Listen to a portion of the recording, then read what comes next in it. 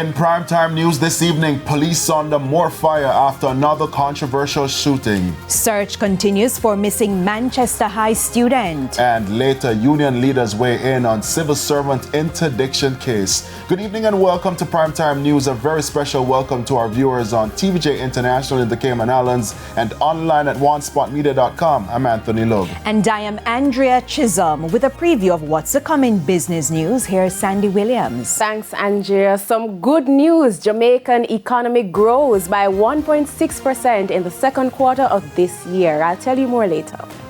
Thank you so much, Sandy. And Spencer Darlington is here to give us a preview of what's to come in the big show. Spencer. Thank you very much, Anthony. Well, 3 persons have been convicted in the multi-million-dollar fraud case at InSports. We'll tell you more in Primetime Sports later.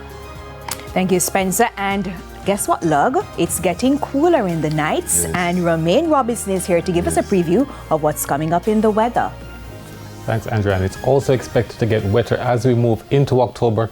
We do expect some more showers and thunderstorms to affect much of the area this week, especially on Friday. I'll tell you more in the weather report and forecast.